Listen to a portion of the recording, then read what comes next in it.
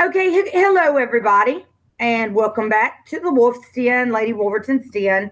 Today we're doing one of our special streams where we're talking about. Um,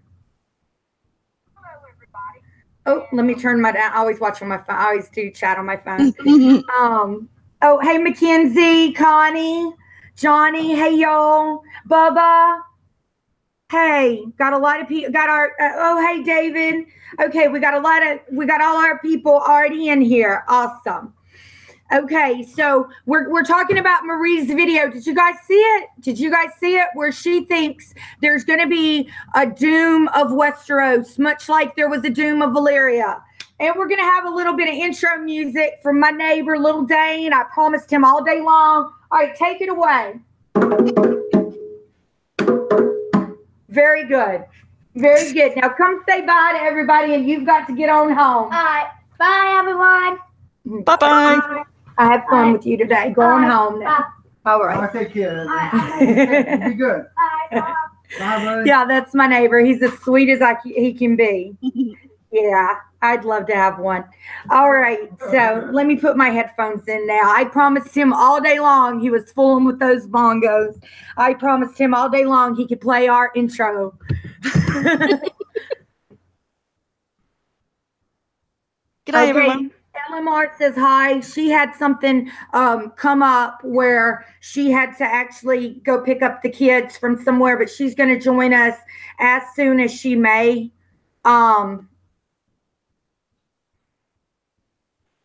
Yeah. So let's just get this party started. So did anybody see Marie's video about the doom of Westeros and about how she thinks in the chat? Okay, Johnny saw it. Yeah, I think so too, Johnny Be Crazy. Just basically, we're seeing history repeat itself, just like it does in the real world, basically.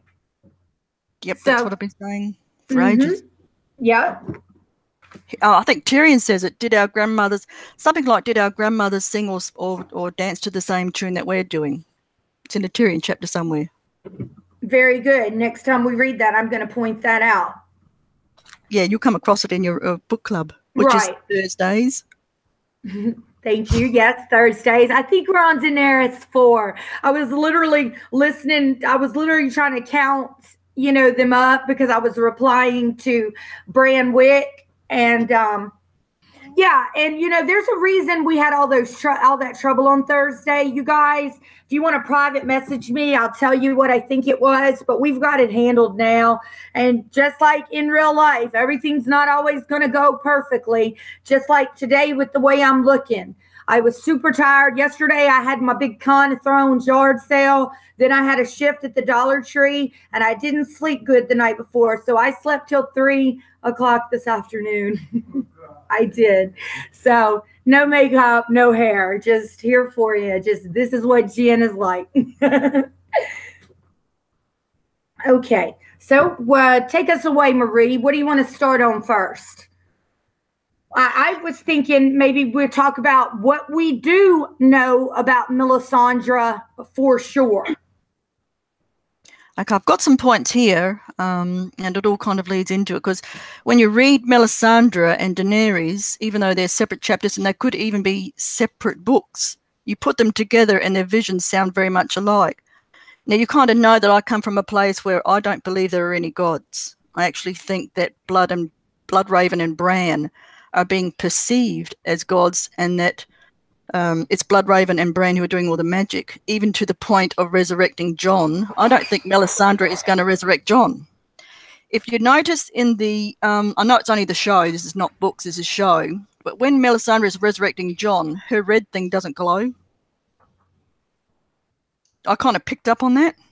Her necklace. But Ghost, yeah, her necklace didn't go, but Ghost is the first one that picks up his head and lifts up his head, and that's when I knew Jon was coming back. Well, I knew it anyway, but that's when I knew the next scene would be Jon waking up. But also, it's what I said last week, and this does come from the books. When they first find the direwolves and they're heading out, Jon hears something. And as Connie and I think Mackenzie pointed out, Ghost is mute. So I actually think that Jon hears Bloodraven. And he turns back and he says to the others, "Did you hear that?" And no one else can hear it apart from Jon.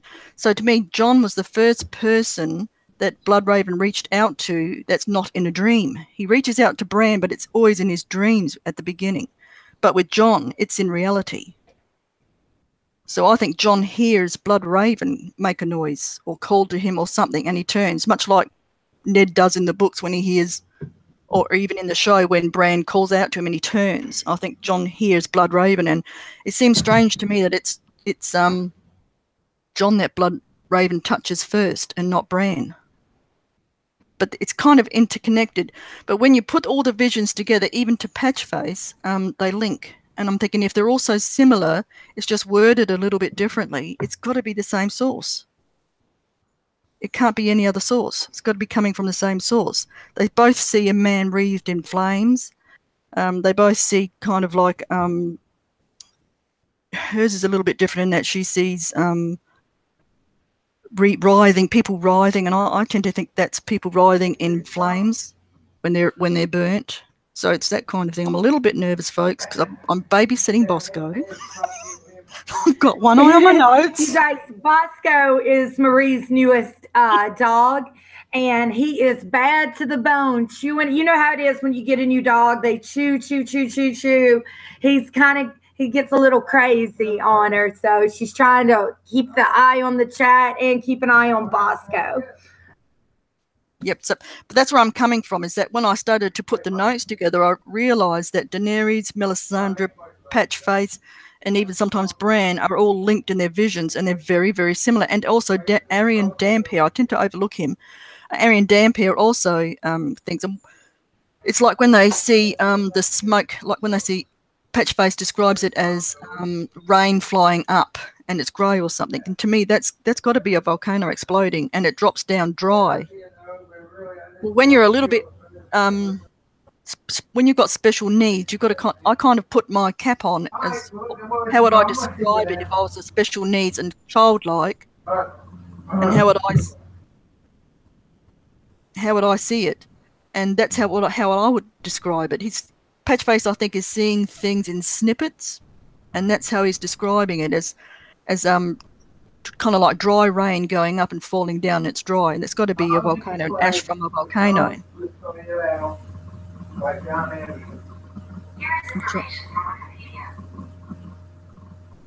No, I agree.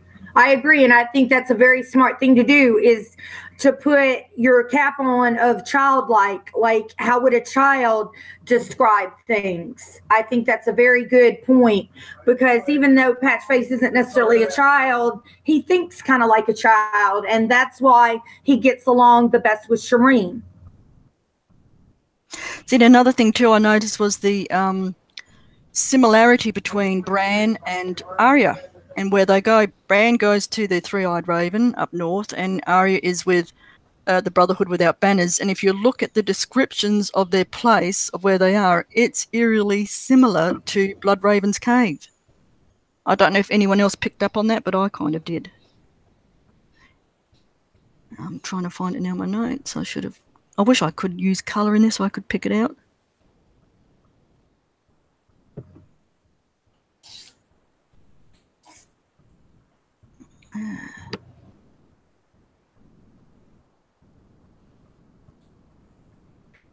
Because they both see like worms. They both describe a fire. That's not mentioned much in the books, in that when they first go into the cave, Jojen sees a fire and says he had a dream, a nice dream. When does Jojen ever have a nice dream? Right. No, all of his, he wakes up practically in seizures after he has one of these dreams. So for him to say that he has a nice dream, special attention, we need to pay special attention to that. Yeah, here it is here. Here is a description of Bran when he first enters the Weirwood Tree Cave. A fire was burning to his right, the heat washing over his face, and he had never felt anything so good. The snow, Bran said. It fell on me, buried me. Hid you, I pulled you out, Mira nodded at the girl. It was her who saved us, though, the torch. Fire kills them. Fire burns them. Fire is always hungry. And then That's Leaf talking, and then she says, "He is waiting for you." The three-eyed crow asks Mira, "The green seer." Jojen opens his eyes and says, "Mira, where are we?" When he saw the fire, he smiled. "I had the strangest dream." No one takes any notice of that fire. But what does R'hllor use? Fire. Yeah, and how can the fire is there so he can communicate with the likes of Melisandre and Kinvara if she ever shows up in the Winds of Winter. And I think that's how he's communicating with everyone, through the fire. Well, not everyone, with those who have the talent to see what's in the fire, like Melisandre. See, and when Melisandre sees Bloodraven and Bran, I think once again she's mistaken in thinking they're the Great Other. I actually think she's mistaken. I don't think they are the Great Other. I don't think so either. I think the Great Other is something we've only heard about and not seen. Now let us look at Arya. A huge fire pit had been dug in the center of the earthen floor. Hold on just a second. My chair just broke. Oh no. The back just totally. It would have been so funny and painful if I'd have literally fell off of this chair. But I swear to y'all, the back of my little chair just broke. Oh my goodness. Mr. Wolverton, please come fix my chair. Oh, man. Yes, sir. Go get me the stool from off the porch. Thank God I didn't sell that stool at the yard sale. You can sit on that where I'm back. Just give me the stool, Russell, If you have please. a stool, that's like a stool. This is like the comedy hour. This is like special stream comedy hour here. Sorry, folks, I get the giggles with something to I am so lucky I did not fall, y'all. Oh, y'all, you're a poet now? Here's what's happened. The what is that called? The washer didn't come off of that. And yeah, if you could fix that up for me with your skills, I'd appreciate it. My skills? Yeah. Mm-hmm. Now, back to business. I've just described Bran. Now, this is Arya, when she first steps in with the Brotherhood without banners. I'm not really great at narration, so forgive me. A huge fire pit had been dug in the center of the earthen floor, and its flames rose swirling and crackling toward the smoke-stained ceiling. The walls were equal parts stone and soil, with huge white roots twisting through them like 1,000 slow, pale snakes. Now, when Bran's in his weirwood tree, he does see pale white snakes.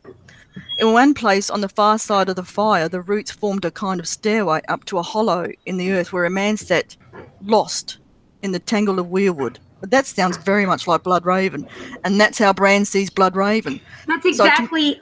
I'm sorry to interrupt. He totally talks about those pale worms.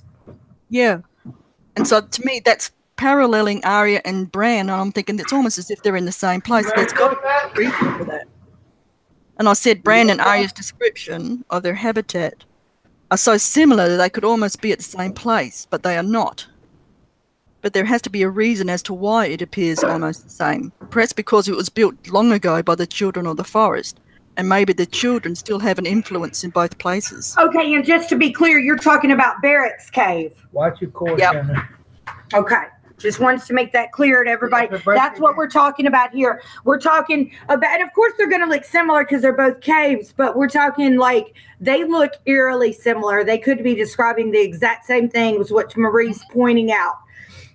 Please acknowledge my mechanical skills. You guys, let's acknowledge Russell. He just fixed that chair. Thank you, Russell.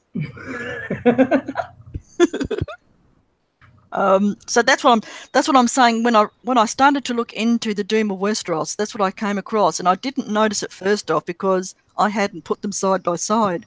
But the similarities, even when Arya are eerily similar.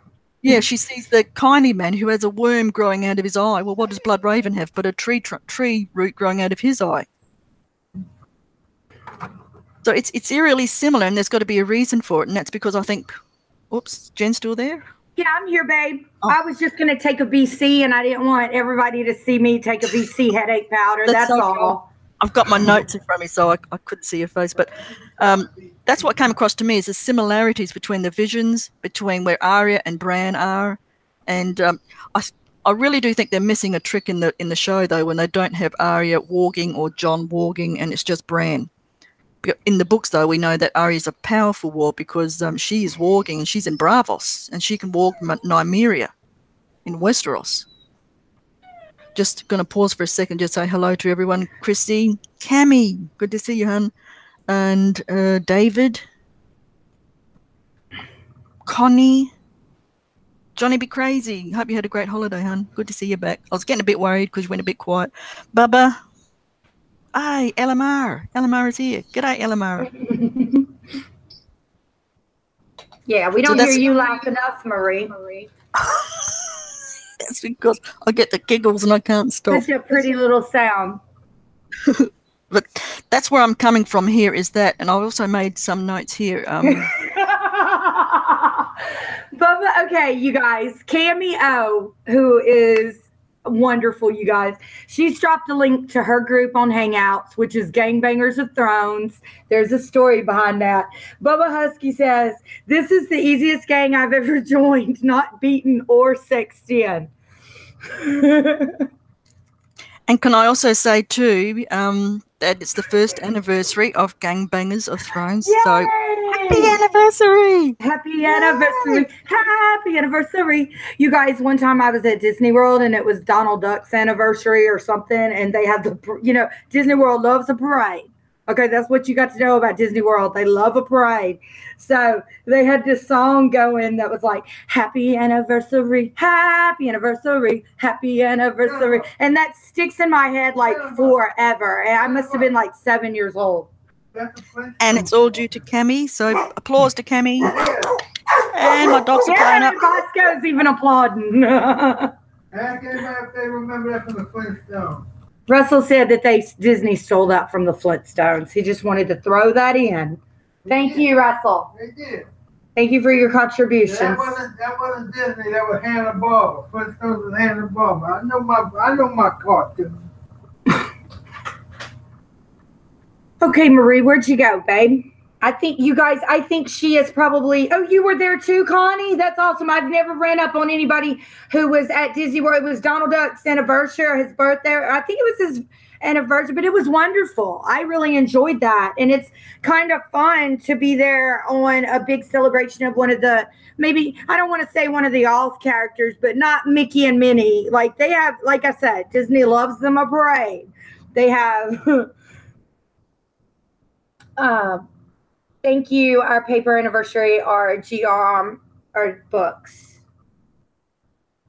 Yeah, Russell Wolverton, a.k.a. Johnny on the Spot. That's right. What's that? You What? Johnny on the spot. To fix everything. Oh, yeah. He said, oh, yeah. I'm not sure where Marie went. You guys, if I have to guess, she's taking care of her doggy Bosco.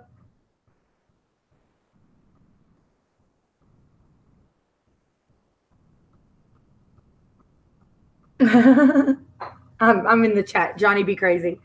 I'm back like the Terminator. Your clothes, give them to me now. Laughing my ass off, Arnold. Yeah, like your clothes, give them to me now. I love his accent too, kind of like his clipped English. I'm back. Is everybody excited for the shows tonight? What's everybody watching tonight? Of course, I'm doing Westworld. I'm doing Naked and Afraid. Y'all, recently I've become obsessed with Naked and Afraid. And Sorry, I went quiet for a bit. The dogs were barking at somebody. Yeah, that's what I said. I'm sure you were tending to the dogs. But yes, recently I have become obsessed with Naked and Afraid. And I've been watching that. Okay, but yes. Oh, excited for Westworld. Yes. Okay. For a minute, I thought you were going to say WWE, and I was going to tell you my my parents' venue. Like my brother was just by here a little bit earlier. I haven't seen him since Christmas. He came by here, and my Russell asked him what events are coming up at the Coliseum soon, and he said WWE.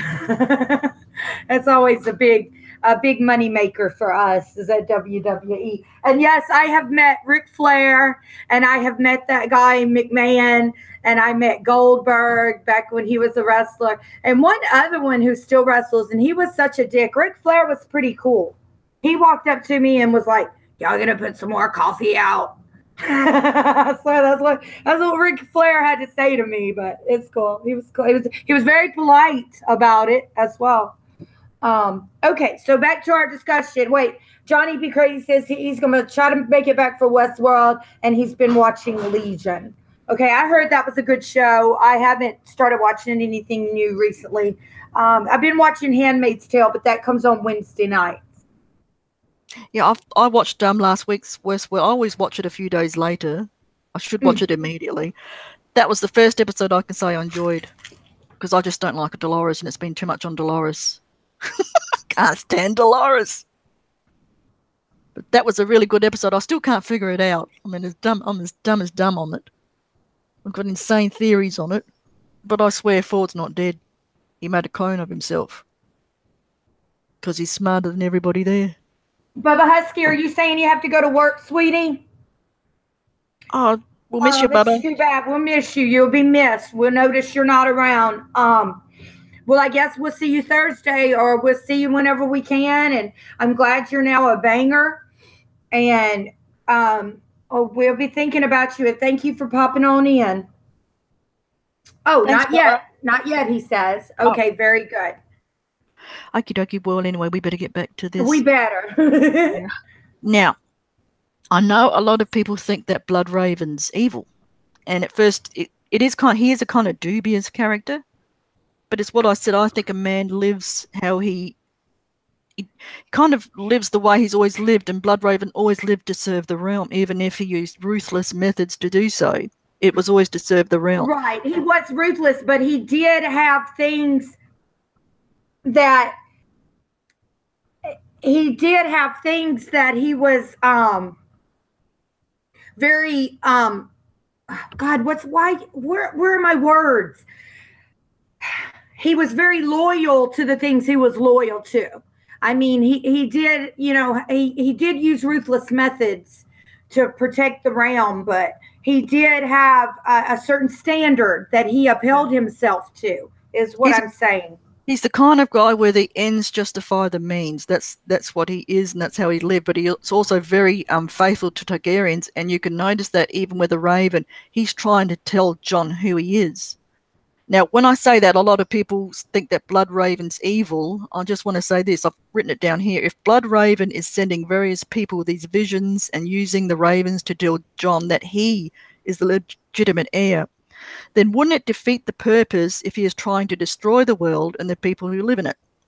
If Bloodraven was on the side of the others and evil, then surely he would have sat back and just allowed the others to conquer Westeros.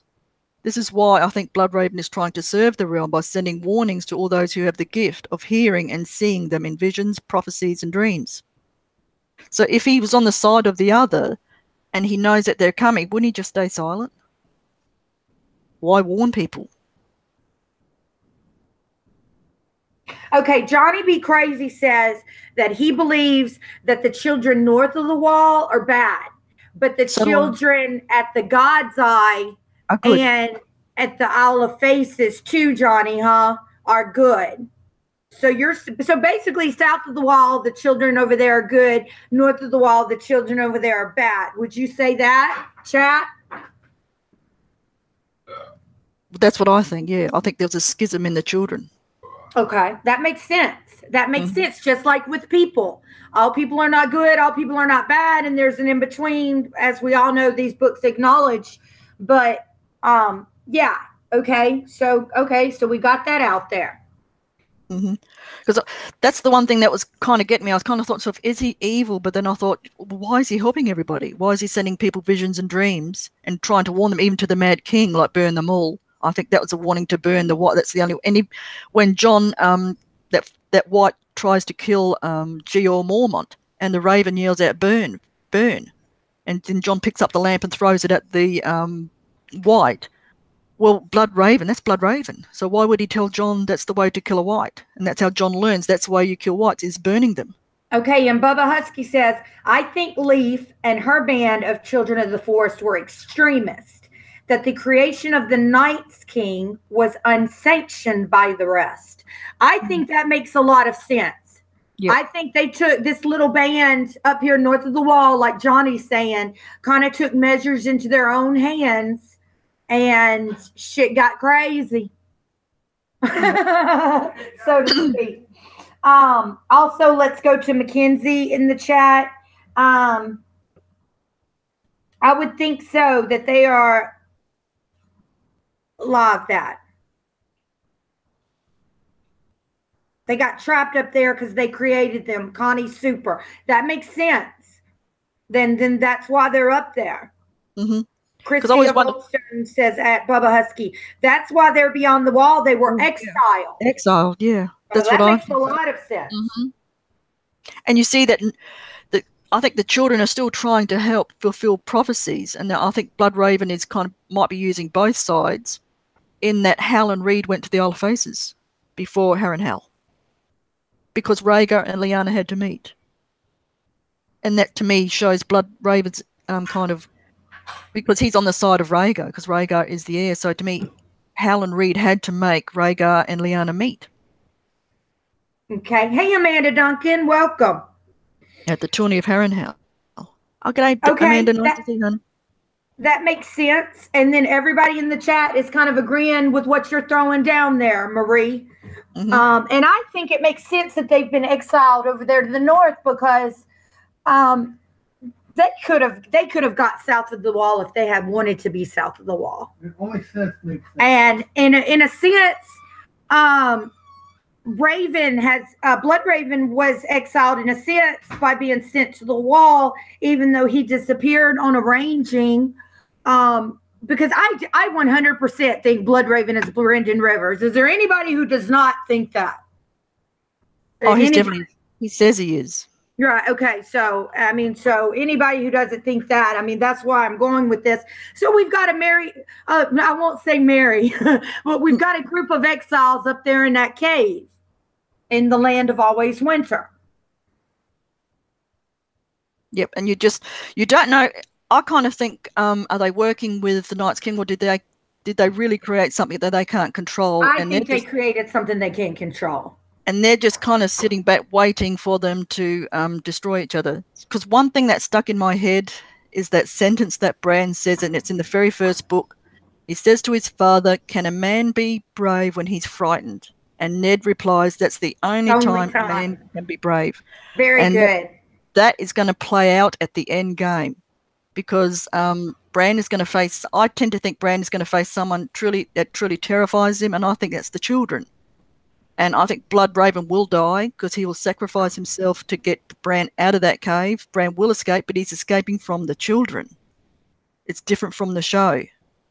They've kind of got the show where the children are really a nice group of little creatures. But when you look at their history, they're a warring tribe. Emanuela says the children, and I want to welcome you to the chat, says the children get the power from the trees, and there are no trees south, so no power. Or few trees left. There's not as many as there once were. I think that they can still get their power, because didn't Blood Raven say to Bran that there'll come a time he doesn't really even need a tree? He'll be able to go where he wants, past, present, and future. Because don't forget, Cersei has dreams too that basically tells her of her future. She dreams that she's naked and on the throne. What happens to her in the Walk of Shame? Because that'll happen in the books, I'm sure. She'll go through that walk of shame on the books. Johnny B. Crazy says the God's Eye is probably powerful. Oh, yes. I think there are certain locations in Westeros that have more, just like, like if you believe in, like for instance, certain places in the world, they say paranormal activity. is stronger than other places. I believe it's kind of the same principle, like certain powers, certain places in Westeros, there are more powers than other, just like when John, when he goes on that ranging with Corn Half Hand before he joins up with the wildlings, he's there by a small weirwood tree and he hears Bran, just like when Jaime falls asleep on that weirwood stump. But like the Isle of Faces, the God's Eye, certain places I think are almost a conduit to more stronger magic, if you will. Does that make sense, you guys? That's what I think. See, like, I don't.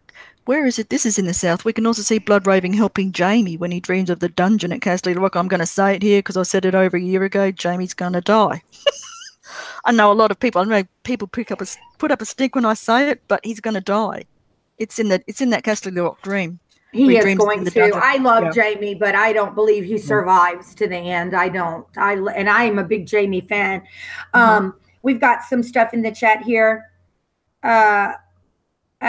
Mackenzie Burns says James, who is a friend of this chat, James from Dust on the Throne and Smokescreen, believe the God's Eye is part of the end of GOT. I think so too.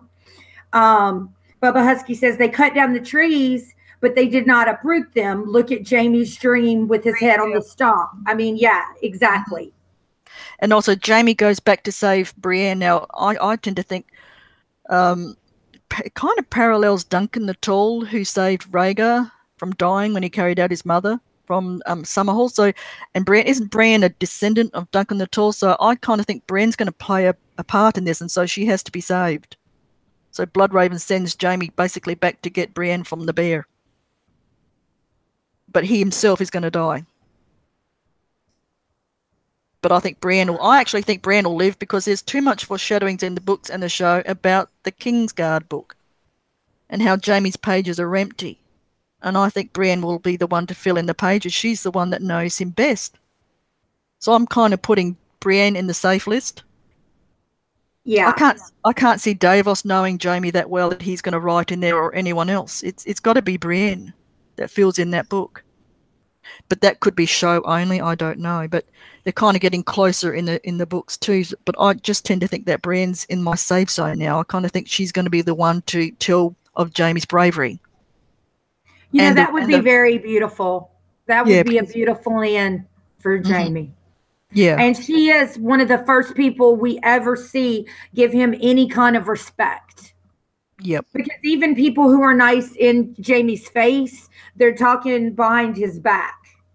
Well, it's what we discussed one time before, Jen. Jaime is a little bit like Sansa when he first started out. He wanted to be this great knight. He wanted to be like Sir Arthur Dane. He had visions of being this perfect knight of honor and chivalry. And then he went to the Mad King's court and he kind of learnt how to shut down because he could hear the Mad King beating his wife. And then he was told, no, they don't interfere. And when you're only he's only a kid, really. A little bit like Sansa, he's only a kid. When he hears that, it kind of starts to shut down. And he's also got that horrible father of his, Tywin, who's a monster. And you can just see Jaime changing. But I think always in the back of his mind, he wanted to live that dream. Absolutely. Yeah. And Jaime kind of lives half and half. I mean, he's got that that Lannister ruthlessness he does, but he also still has that thought in his mind that Jaime knows what's right. You know what I mean? Yeah. Jaime knows the next right thing. He knows what's right. He's been forced because of the situation that he put himself in to do all these terrible things. But in his heart of hearts, that's not who he is, nor who he wants to be. Yeah. So to me, like Brienne, to me is going to play a big part. And as I said, I've got her in the safe zone because someone has to fill in Jaime's book and tell of his heroic deeds. And Tyrion is not in the books. Tyrion is far away from Jaime now. Brienne's kind of. And let's not forget this. George R. R. Martin himself said, and I'm not somebody who knows everything George R. R. Martin ever said by any means, but I try to keep up.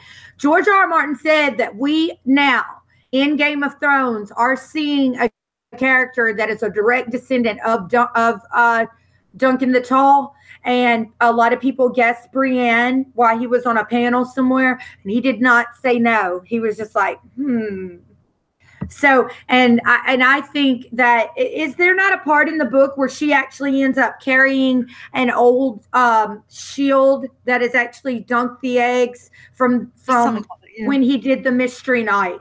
Yeah, which is kind of like a tree with a rainbow. And that was, you see that in the Duncan Egg stories. He buys a used sword, and then Tansel Too Tall, who he ends up protecting, repaints it for him, and he doesn't know what to paint it because he doesn't have a family crest or a family sigil. He just got picked up by the knight that trained him. His name escapes me at this time. But so Tansel just painted it something for him nice. Just something nice, and that's what it ended up being. So, and then I believe at some point in the story, we actually see where Brienne loses basically her kit, all her things that she needs to be a knight, and she picks up a used sword. I believe in that town where the guys came down and said, I don't want you starting no trouble, because there had been some wagers and stuff going on in Renly's camp. And she was like, well, I'm not doing anything. And she shows him her paper and everything from with Tommen's seal on it. But she ends up buying this used shield, and it's Sir Dunk the Tall's. And so I think that Brienne is a descendant of Sir Dunk. So that's where I get that from. That's why I think that and that.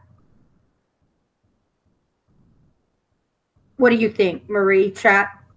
Yeah, same here. I was just had to go quiet a bit. My dogs were having a fist fight out there. Fist fight out there.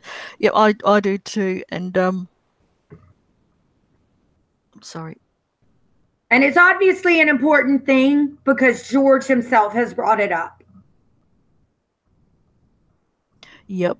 Hey, Milt, welcome.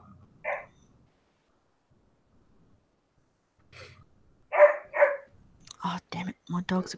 You'll have to excuse my dogs, folks. They're fine. I mean, we can hear them barking, but I mean, it's not disturbing anything. Yeah, Amanda Duncan says, I think George R. R. Martin confirmed that Brienne was Sir Dunk the Tall's relative. And then Emanuela says, am I pronouncing that right? Please forgive me if I'm not. Jaime is going to give his life protecting the last dragon, John. I agree. And I've said this before. I think Jaime is constantly called Kingslayer, Kingslayer, Kingslayer, because I think he might be the one to slay the Night King. That's what I really think. And I think that's why he was caught, he's Kingslayer. But it's going to end up turning into a very good thing instead of the mockery that it is now. You could have some point there too. So see, that makes complete sense that the name Kingslayer ends up being a very good thing for him instead of the negative connotation that it's had his whole life.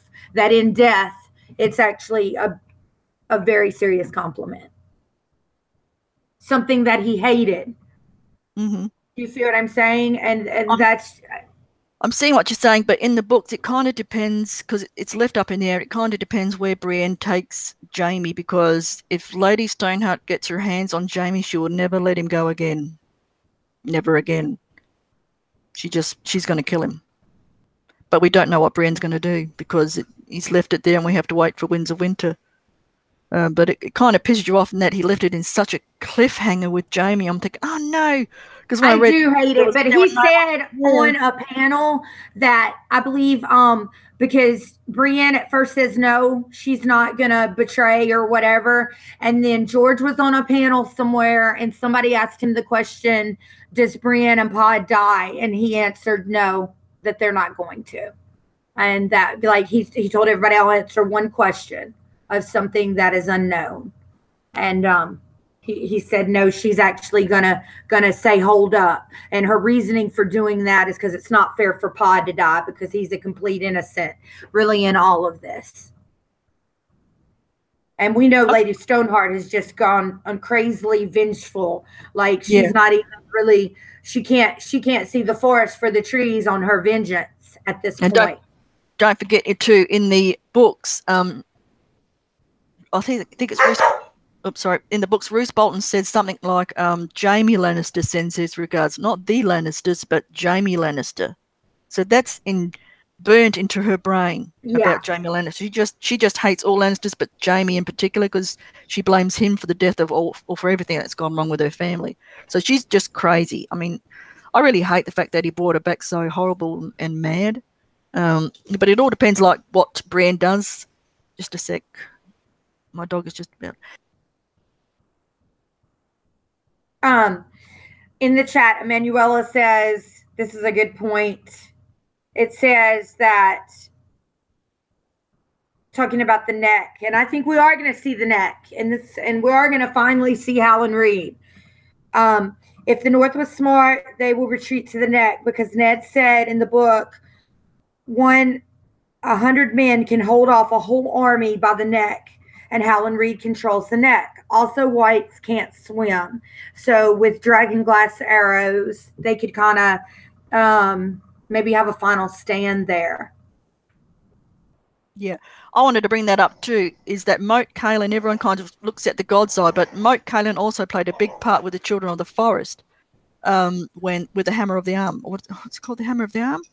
Where they flooded the neck. So that is kind of like a really spooky place too. And it's closer to Winterfell where Bran is. Because I think Bran is going to go somewhere where he can cause the doom. I actually think Bran will cause the doom. People think it's the others that are going to do it. I actually think it's Bran. Because let's face it, Jon Snow is in the north. He'll be resurrected. He's in the north. I believe that he will be King of the North, probably in the books too. And the Night King will cross that wall, I think, in the books too. That's if we ever see the Night King. Could be just the others. Because in the books, don't forget, the Night's King is a kind of mythological figure that's spoken about, much like the Rat Cook and all that kind of thing. But we've never actually seen the Night King. We've seen the others fight Waymore Royce. Right. And I tend to think that if they cross the wall, which I think they will. Milt says in the chat, and this is a very good point, Milt says Moat Cailin can hold off the army approaching from the south, but not the north. That's right. Okay. And Amanda Duncan says to you, Marie, the Arm of Dorne. Is that what we're looking for? Connie Super says, good point. No, it was something different. Good point, Milt. Milt K says it's undefended from the north. That's why the Ironborn took it so easily. Yes, exactly. Bubba Husky says the neck is where the Night's King will be defeated if it happens. Are the marshlands there saltwater? You know what I think? I don't think we know for sure, but you know what I think, Bubba Husky, being here where I live in Louisiana, and I'm on kind of like, the Mississippi River meets the ocean, etc., and I've got the swamps. I think that's brackish water. I think that's, it's not saltwater nor is it freshwater. It is brackish, where they kind of meet. That's what I think. But I do think that's going to that's going to play a part too. It's we don't really know where Bran's going to go. Could go to the Isle of Faces or Moat Cailin, but he's going to do something because they've just gone through a bloody war of the Five Kings. So if the Night King crosses the wall or the others, and they can raise the dead, they can raise all the bodies that just died in the War of the Five Kings. How can Jon face two armies on both sides? That's what defeated the Nazis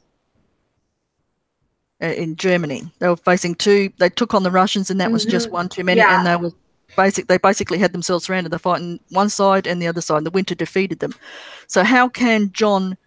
Because if the dead in Westeros are raised, how Jon will find himself surrounded. And I thought, there's just no way he can win. So how can he win? And I think this is where Bran comes in, and he will set off the volcanoes. And you saw in my little clip, I don't know if anyone saw the little trailer I made. I kind of wanted to make it clear just how cataclysmic it's going to be when all the volcanoes go off. I think there's, like Milt said, it doesn't actually have to be at Winterfell, but it can be near Winterfell.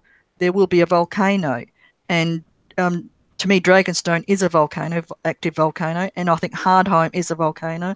I think Dorne is prone to earthquakes, and that could also have an earthquake there. And you can have another Hammer of the Waters at the neck, and also something big is going to happen at the Trident, because in Dany's Dream. the flooding of she kind of sees the flooding of the trident. So I think someone made a point in there about the tridents. Sorry, I think it might have been Emmanuel, about the trident. Yeah, I think, and when in that dream Dany lifts up her thing and she sees Rhaegar's face, it's actually, I think she's supposed to see Jon's, but he can't really tell us that. George R. R. Martin couldn't really tell us that in the books, but I think she's going to see a descendant of Rhaegar, his son, Jon Snow. Johnny B. Crazy says the others are more elegant in the books, and we really don't. Yeah, you're right. They are very elegant. They speak a language, scroff. They even have mirth. They have humor. They think it is hilarious when they beat Waymar Royce down. They laugh and make little jokes amongst themselves. So there's way more to the others than we have really gotten. Definitely. Yep, that's the one thing I regret in the books, is that he's mentioned the others so little that we don't really know what's motivating them, what's moving them, what have they seen?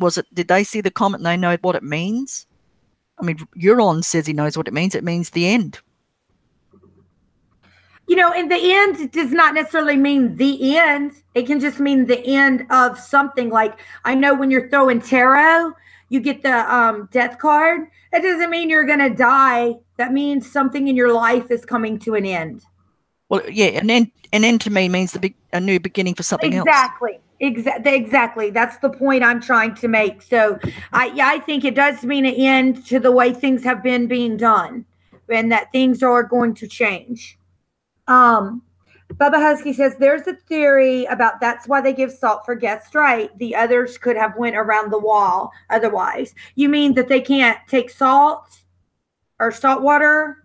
I think the others don't like salt.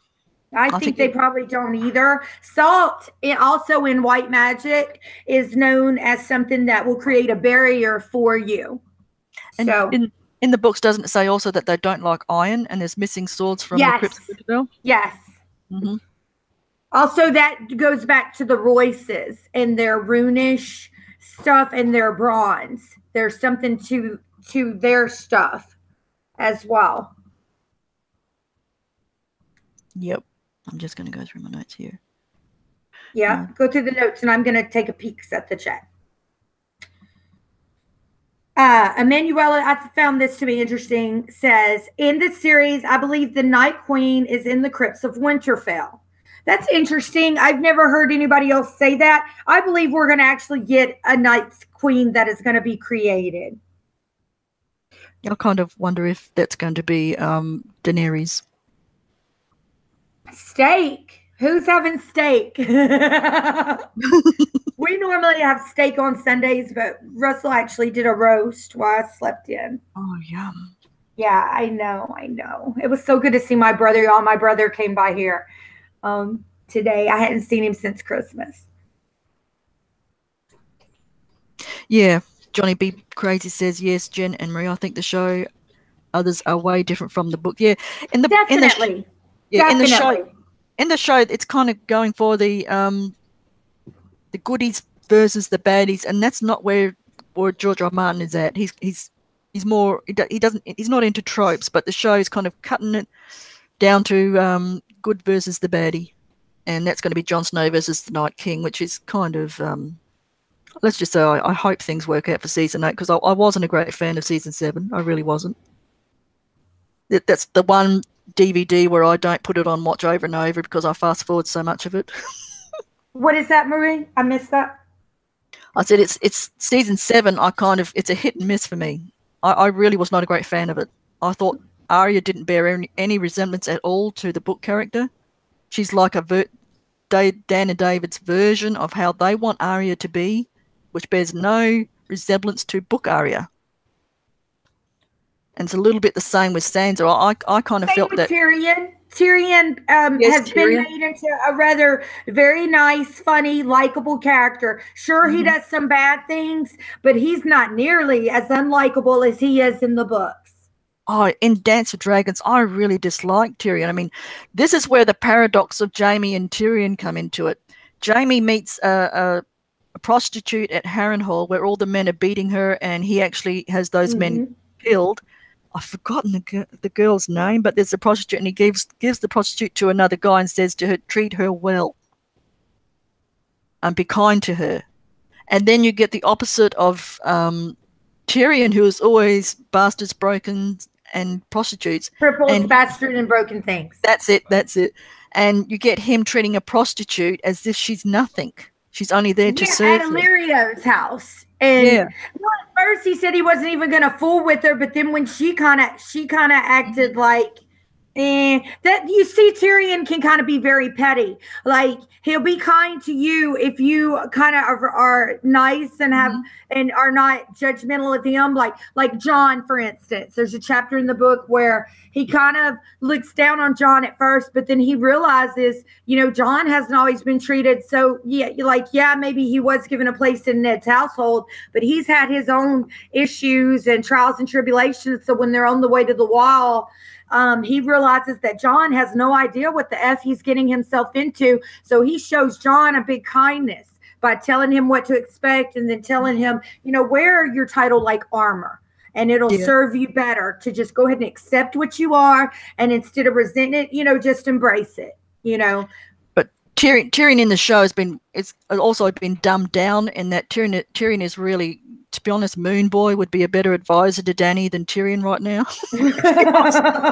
That's harsh. That's harsh. But honestly, they've dumbed him down. I think it's to highlight Lena Headey and I love Lena. I think she does a great job as Cersei. But in the book, she's so dumb. She's the dumbest woman in the book. And they've got her as this super intelligent queen. And that's not Cersei either. That's Dan and Dave's version of Cersei. I'm sorry, Cersei fans out there, but she is dumb as shit in the books. Sorry, all. She's really dumb in the books. She does some really dumb things. She gives all her navy to, was it Rivers? Someone called Rivers. What was his name? Oh, yeah, I know who you're talking about because she finds him attractive. Yeah, and really for no other reason than the fact that she finds this guy attractive. And what does he do? He goes off with her whole entire navy. How stupid is that? She arms the Faith Militant without looking Rain Waters. Thank you, Amanda Duncan. Yes. Rain Waters. Yes, she thank gives you. him the Navy really for no other reason than she favors the fact that he is very attractive and kind of lusts over him. Yeah, and he looks a bit like Rhaegar. And so she makes, and who does that? Who arms the Faith Militant and not look at the history of what went on when they were armed before? So this is where she's thoroughly stupid. She gets herself in jail simply because she's miffy with Marjorie. And it backfires on her, so she ends up being thrown into the jail. So she's just plain stupid. Right. But in the book, everything she does backfires on her. That's what she was doing. She was trying to get rid of Marjorie. Of course, we all know that. She was trying to get rid of Marjorie and ended up playing right into the hands of, because he knew what he was doing. He knew what he was doing 100%. The head sparrow, why is what they call him eluding me right now, but he actually played her like a fiddler. He played her like a fiddle. And Tyrion is also manipulative in Dance with Dragons, where he talks Fagin into not seeing Daenerys, and that's the biggest mistake Fagin can make, and that Daenerys is going to face off with him, and you'll eventually meet that Dornish girl. Yes, Arianne Martell. Yeah, Arianne Martell. And that's going to be his undoing. He should have kept with his plan and went and met Daenerys. And instead, he's going to end up hooking up with Arianne Martell. And that's why she's in Feast. I can't wait till we get to Feast. That's actually my favorite. She is given, when she is in prison for trying to make Marcella queen, she's given just like 5 books. A book on the faith, a book on dragons, a book. And the reason is because he wants her to know Dornish law, know dragon mythology, know these certain things. And she doesn't even realize that. I don't think she ever realizes it. I don't think she realizes anything. And also, what got me too in A Dance with Dragons is when Tyrion talks to the older Griff, and Griff said he always was sorry that he didn't capture Robert. Was it at the Bells or something? Battle of the Bells. Battle of the Bells. He hid because Robert was always so friendly, and everything. And I believe, did he hide in a brothel? He hid somewhere, and he always regretted that he didn't capture didn't capture Robert. If he and would have captured Robert, that would have ended it, and things would have gone a different way. And he blames himself for the death of Rhaegar, who was his best friend. Yeah, and Tyrion says something which is very Tywinish. He says, "You should have burnt the whole town down." Exactly. And I'm thinking, that is Tywin writ small. That's you're really seeing Tyrion, who he really is, without the backup of his family, and he's a pretty ruthless guy, pretty much like Tywin writ small, which makes me think that Tyrion is truly Tywin's son. Exactly. That's why I always think, like, when we get that from Jenna Lannister, and she's like, I love my brother, but I told him one time, Tyrion is your son, and he didn't speak to her for a whole half a year. Yep. Because that pissed him off. But yeah, if we get any more secret targs, it's going to be those Lannister twins. Now, we've kind of gone off themaging here. We've gone way off. We have gone so far off. But that's okay. We've got our good little group. I'm proud of our of this small little club that we have. So proud of it. And it's always fine if we get a little bit off topic because everybody's with us. Now, I've got here, there were so many instances where visions seem to be almost the same, except for a few variants in descriptions. Melisandre and Daenerys have very similar visions. The red priestess shuddered. Blood trickled down her thigh, thick, black, and smoking. The fire was inside her in agony and ecstasy, filling her, searing her, transforming her. Shimmers of heat traced patterns on her skin, insistent as a lover's hand. The flames crackled softly, and in their crackling she heard the whispered name, Jon Snow. His long face floated before her, limned in tongues of fire, of red and orange, appearing and disappearing. And then from Dany, she glimpsed in the shadow of a great wolf and another like a man wreathed in flames. Who is this? And I put here, who is this man surrounded by flames, and where do the flames come from? Now, I kind of came up with an idea, which might be showish and more show than book. And that is Dany says something to when Viserys dies. She said he was no dragon. Fire cannot kill a dragon. Mm-hmm. And I just wondered, when she finally finds out who Jon is, will she put him through a fiery test? Will she? Oh, Lord. She might. She could. Daenerys. Oh, Lord. She'll think that she's being logical and that she's not being mad because she can survive fire. And I'm thinking, in the show, will she put him through a fiery test and think, well, if he's a true Targaryen, he will live through the fire? But we know Jon burnt his hand. But that's show. But anyway, the similarity is that they both see a man wreathed or limbed in flames. And I'm thinking, if they're both seeing that, it's got to come from the same source. And then from Dany, its scales were black as night, wet and slick with blood, her blood. Melisandre had blood trickling down her thigh. Dany sensed its eyes were pools of molten magma, and when it opened its mouth, the flame came roaring out in a hot jet. She could hear it singing to her. She opened her arms to the fire, embraced it, let it swallow her whole, let it cleanse her, and temper her and scour her clean. She could feel her flesh sear and blacken and slow away, could feel her blood boil and turn to steam, and yet there was no pain. She felt strong and new and fierce. Now that sounds very similar to Melisandre. Shimmers of heat traced patterns on her skin, insistent as a lover's hand. The flames crackled softly, and in their crackling she heard the whispered name Jon Snow. But they're both seeing the same, kind of going through the same thing. Blood trickled down her thigh, thick, black, and smoking. I want to welcome Pete Easy to the chat. He's a good friend of mine. He's going to con. Hey, Pete. Thanks for popping by. And then we have Melisandre see snowflakes swirling from a dark sky, and ashes rose to meet them, the grey and the white whirling around each other as flaming arrows arced above a wooden wall, and dead things shambling in the cold. Melisandre then sees a mist sweeping in, impossibly cold, and one by one the fires went out. Then Patchface, under the sea its nose up, and the rain is dry as bone, I know. Under the sea you fall up, I know. That to me is dead people floating in the water. Under the sea smoke rises in bubbles, and flames burn green and blue and black. And I think Milt made a comment about this last time. I think the green is wildfire. I think the blue, I forget what Milt said, it's too scientific for me, but he said something about why it turns blue, and the black, I think, He is sure did. Yeah, he did. Has Milt popped out? Milt, if you're in the chat, would you explain that again, please, sir?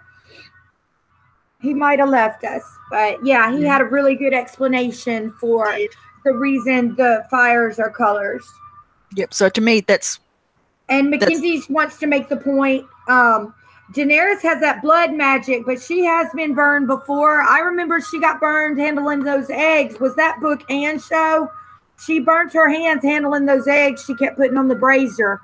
In the show, she didn't. I don't know about the books. I know that George Martin said that her birthing the dragons and her coming out of that funeral pyre is a one-off. It's a kind of one-off miracle. He surely did.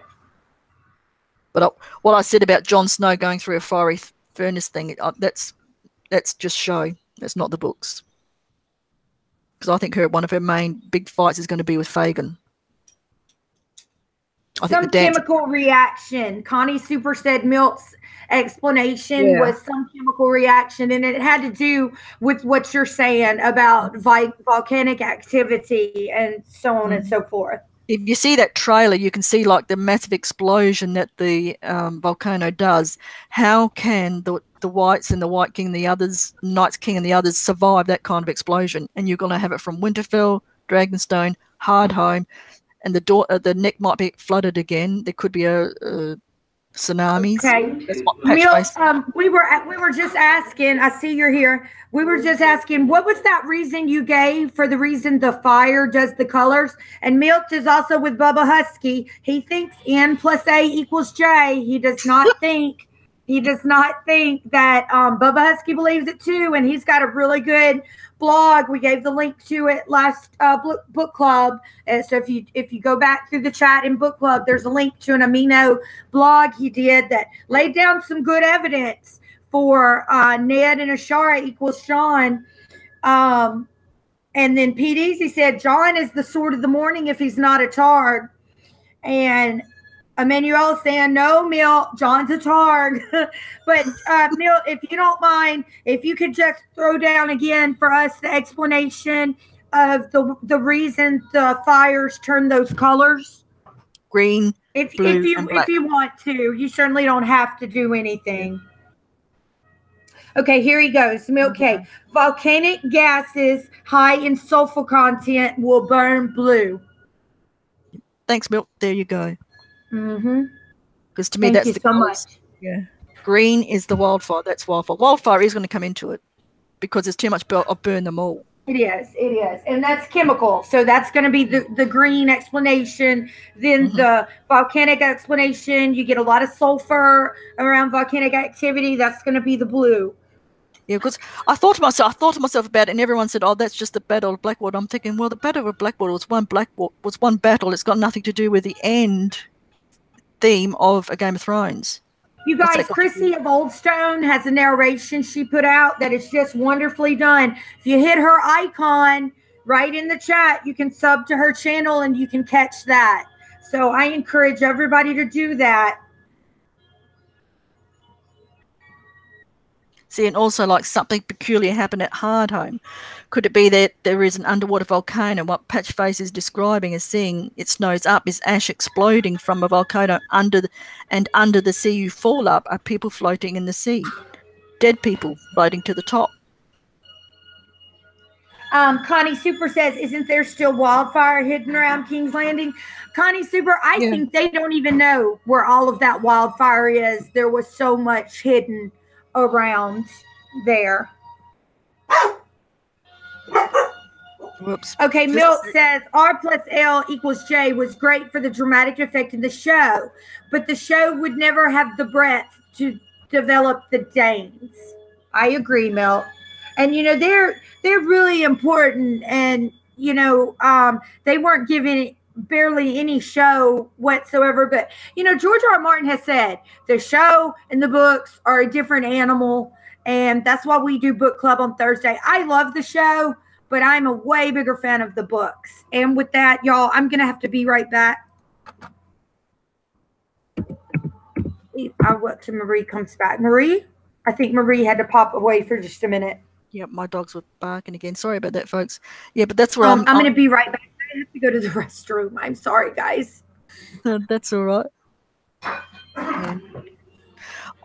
I kind of lean towards that Jon is the son of Rhaegar and Lyanna because it just makes the most sense to me. But there is that Ashara Dane and Ned theory. To me, the only reason why that kind of doesn't work with me is it goes against Ned's nature. I mean, this guy's honourable to a fault, and I just can't see him taking advantage of Ashara. I can see his brother doing it.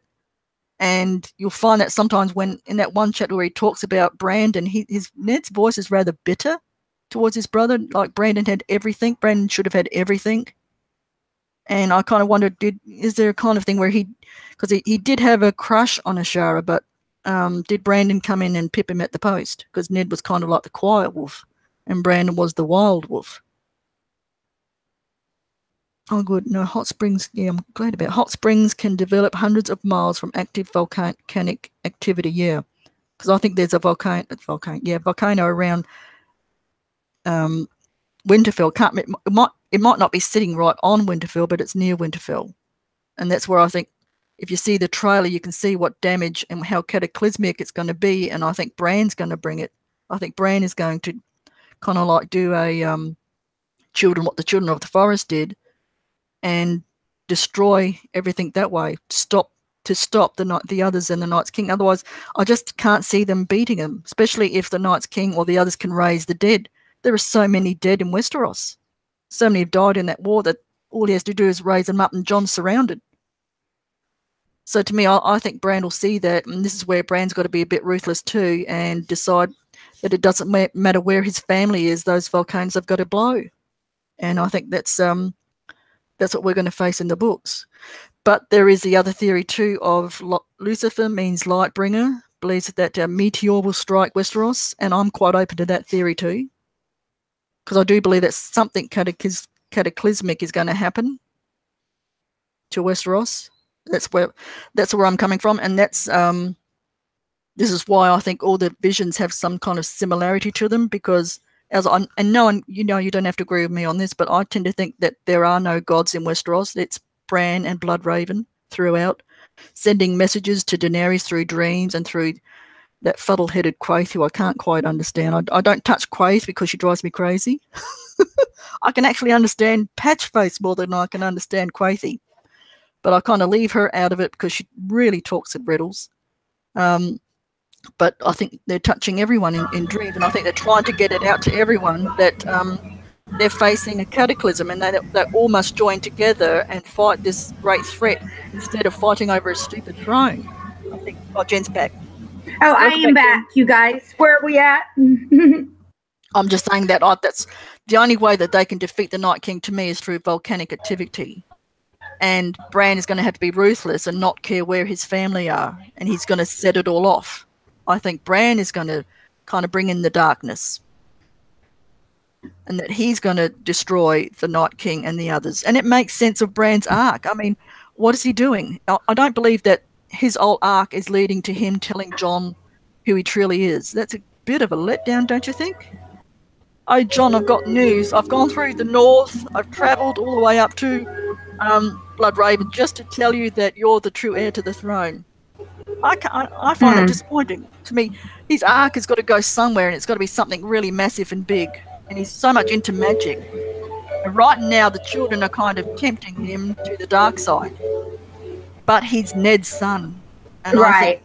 I think Ned's lessons will come through. And I tend to think Bloodraven is being a double agent here and is playing the children and, quite honestly, using Bran a bit. And that he'll help Bran escape. I do think Bran will escape that tree, but it's not going to be like it was in the show with the children helping him. He's going to be escaping from the children with the help of Bloodraven. So I'm going through some of the visions here, like in this Forsaken chapter. Arian Damphair sees a vision of the Ironborn adrift and burning on boiling blood-red sea. That's to me screams. There's music in the background, Jen. Jen? Yeah, babe.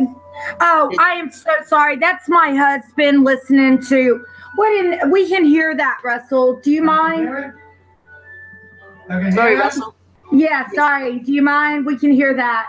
What is that you're listening to, by the way? John Anderson, Elias of Sun Hillo. He's listening to something called John Anderson. John Anderson from Yes. From Yes. Elias of Sun Hillo. Elias of Sun Hillo. Well, can you listen to that later, please? In the Forsaken chapter. Sorry, Russell, hun. Didn't like that? Marie said, sorry. Well, we do like it, but we're doing something else. And Marie said, sorry, hon. But you can listen to your John Anderson, Elias from whatever later. Like, and in the Forsaken, Arryn Damp sees a vision of the Ironborn adrift and burning on a boiling red sea. And well, as I said, that to me, that smacks of volcanic activity. I think underground volcano or maybe hard home, and it all kind of swirls up, and that's what he sees. I agree. Somebody in the chat says they never heard of that. Well, listen to it. Oh, well, bye, Knights King. We hate to vanquish you, but okay. Take care, Night King. A white raven also speaks to Patchface, Crescent, and others at Dragonstone. And the raven is trying to see. To me, that's Blood Raven. The only thing I don't understand, and I really don't, maybe someone in the chat does, is why did Blood Raven try and contact Euron? Something happened with Euron, and I've never quite been able to connect the dots to Euron because he's such a crazy character. And I'm thinking there's obviously something between Blood Raven and Euron, which I just don't understand. And maybe because I'm not a great Greyjoy fan that I've never really looked into that, but there is that connection. I think Euron is evil. So why would Blood Raven contact Euron?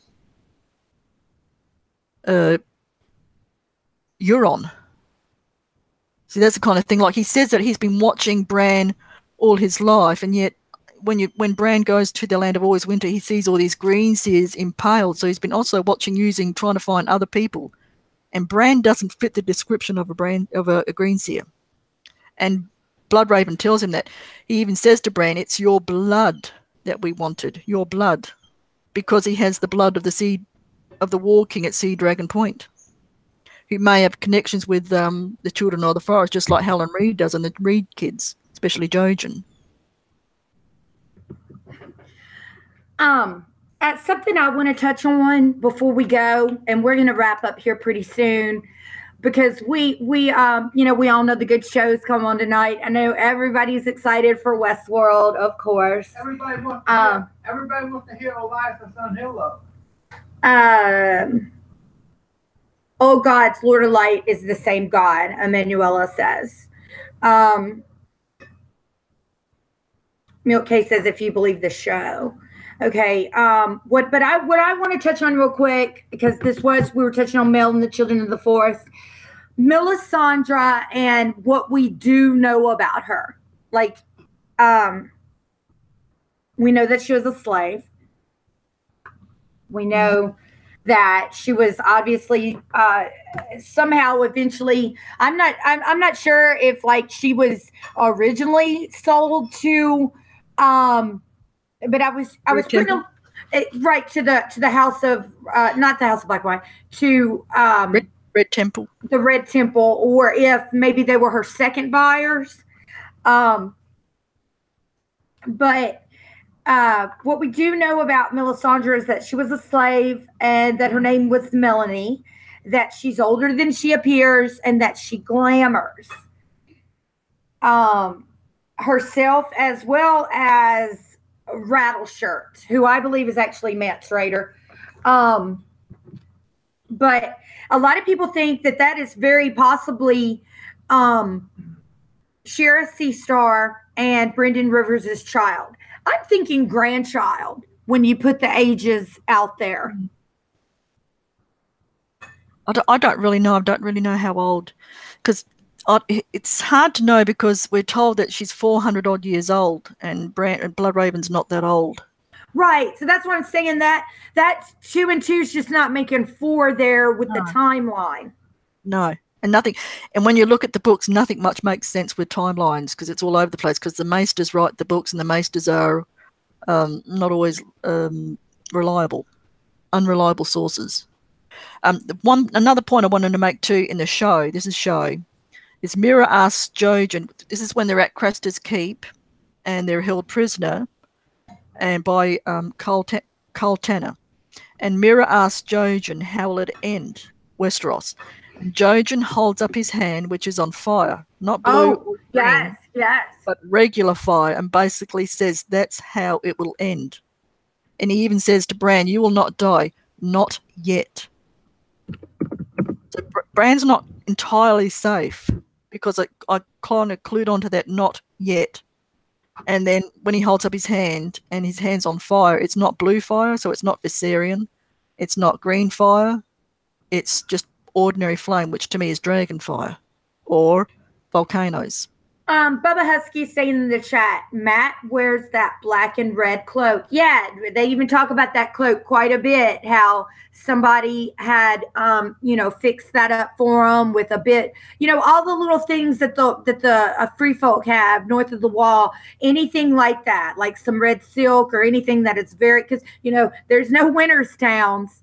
There's no shops or whatever. You get the occasional barter with the Night's Watch, and then the occasional person putting into shore there, which is very, very occasional. So anything you have that is hard to come by is worth a lot.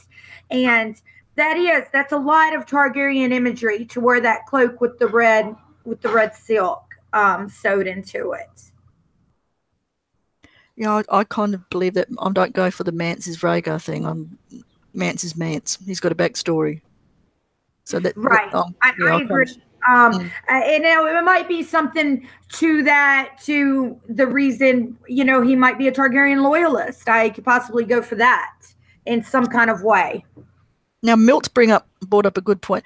Mel is here to bring the Azor Ahai narrative to Westeros. I've always wondered, is Azor Ahai the prince that was promised? Because I think the ghost of Highheart brought to Rhaegar's attention the prince that was promised. Mm-hmm. Or no, even before that, someone had it. Who was it? Aegon or Jaehaerys?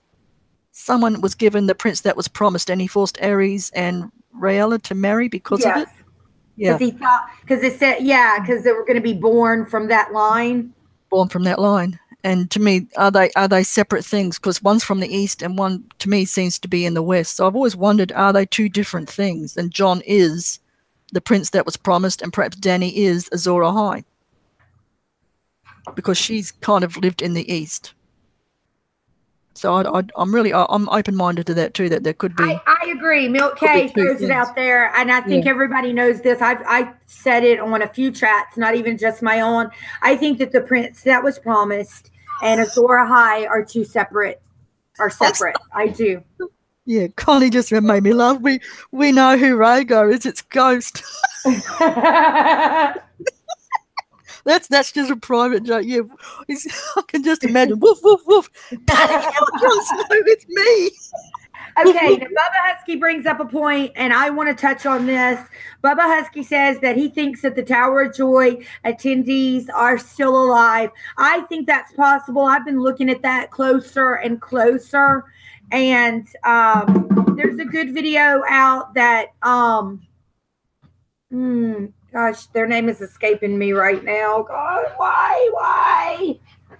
But they have some about the High Tower, who he is, and about that perhaps Corn Halfhand was High Tower, I believe. And their video makes complete sense. Like, why would you choose Jon to go out on a ranging? Like he says, because the old gods are strong in him. Yeah, I believe that. I'm not like Marie. I do believe in the old gods. So I believe the old gods are Bran and Bloodraven. Right. And I believe, there's some kind of what that is, basically, whether you want to call it gods or not, but they have the sight, as you would say in this world. They have kind of like a third eye, kind of like a serious sense of what can happen and danger and things such as that. If you want to call that a god, See, I know we've got to go, so I just want to make this point. Like, Damphair sees all the gods trampled by Euron except the weirwood tree. He tells me the gods don't exist. And when questioned in the show, both Beric and Jon say they saw nothing on the other side, only darkness. Right. Both of them say that. And I'm sure when John comes, I'm sure he's going to be revived in the Winds of Winter. Now, this is really going to be crushing, but I reckon George R. Martin gave us the Melisandre chapter because I'm really doubting that we're going to get a John POV in Winds. Remember when we had Caitlin, she came back as Lonely Stoneheart, and we never got a POV. So John's POV might end, and we see John through Bran and Melisandre's eyes. Bubba Husky says third eye, third nipple, same thing.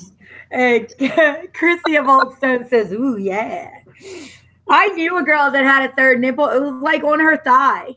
If like you didn't know better, if you didn't know, seriously, and if you didn't know better, you thought it was just like a mole. But it was a third nipple. Now, the one thing too, this is going to interest you too, is Sam and Gilly. Blood Raven also saved Sam and Gilly and Craster's baby. What is it with Craster's baby? There's something with Craster's baby. Yes, and Gilly says it's come for the baby. Yeah, she does say that. Mm-hmm. Is this to save baby or to save Sam? As Bran knows that in the future he will need Sam to help him defeat the Night King. Or do the others want Craster's baby? But that's for another stream because that really is a big thing. What is Craster's baby? Why is little Sam so big?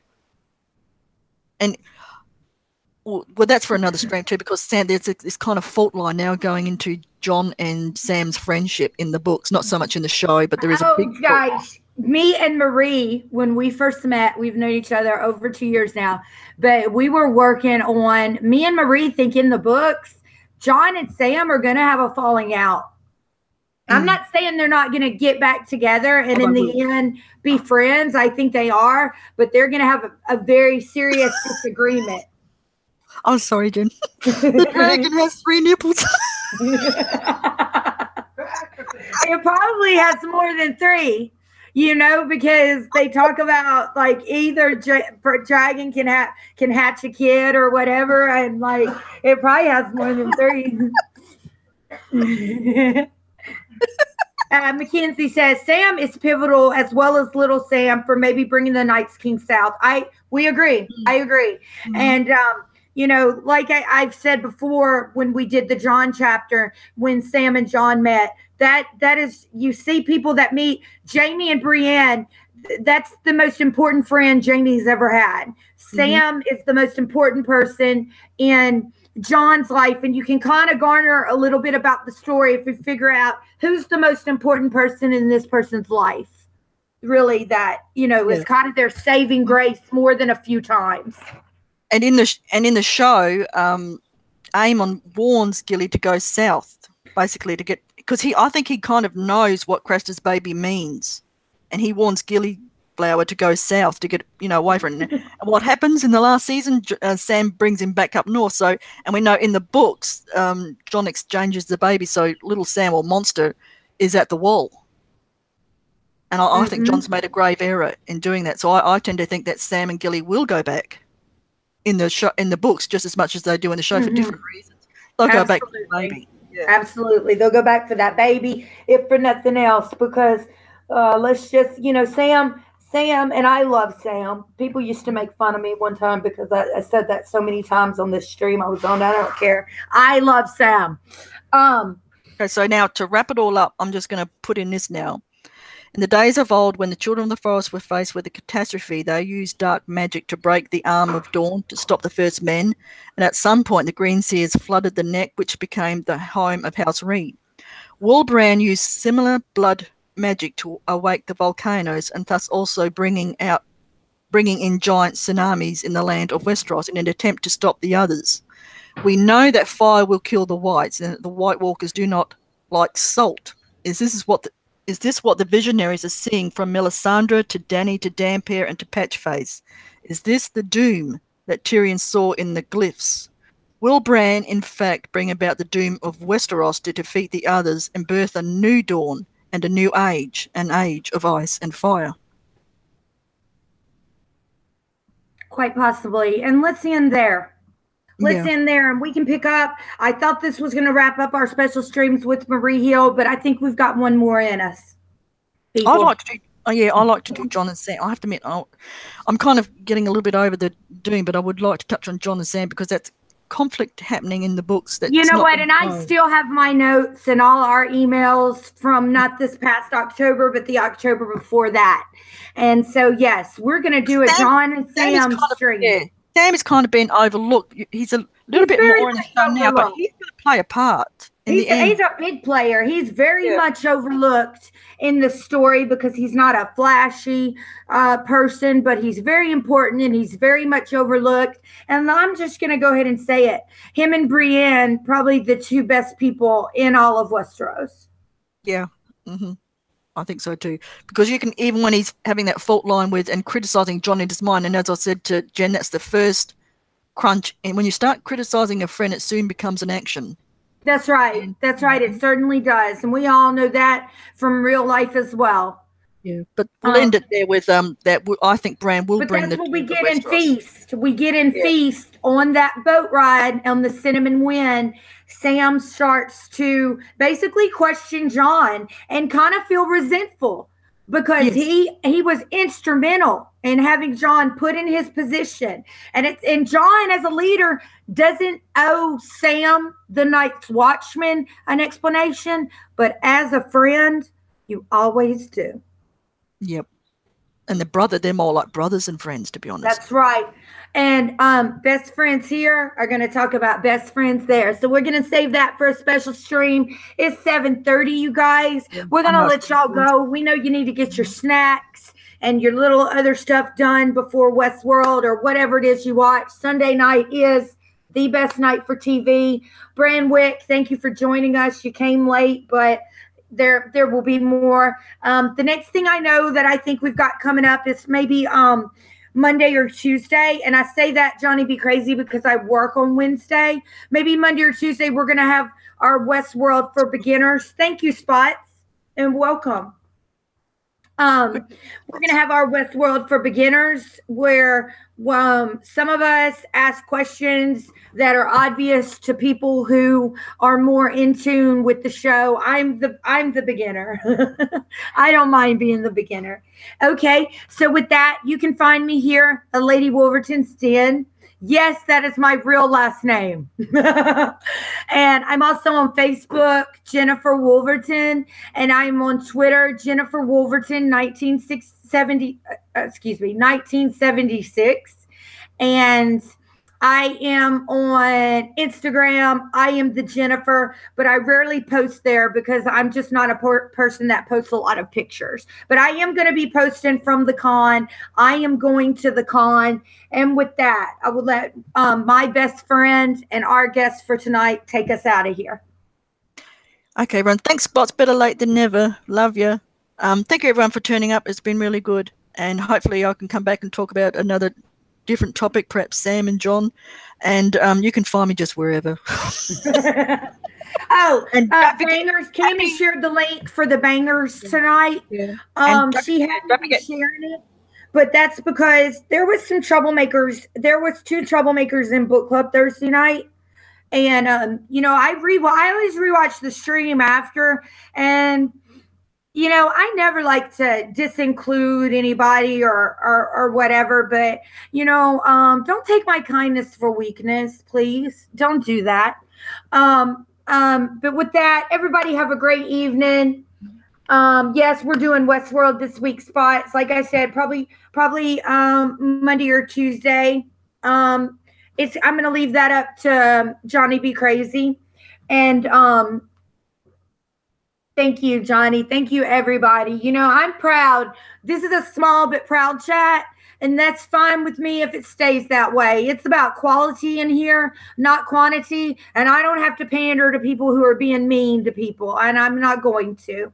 And with that, thank you all for participating in a nice, friendly, welcoming chat, because we stop everything we're doing to come in here and be together. And I want everybody to go away from here thinking, gosh, I just had a really good time, and if that's not what's going on, then there's an issue. So I think we got ourselves back on track tonight, and I'm very proud of that. Thank you so much, Marie. Thank you, everybody, to the chat, and we'll see you next time. Westworld for Beginners coming up. I'll post the link. Everybody have a great rest of the night and beginning of the week, and we'll see you later in the week. Okay, bye. Thank you, everyone. Bye-bye.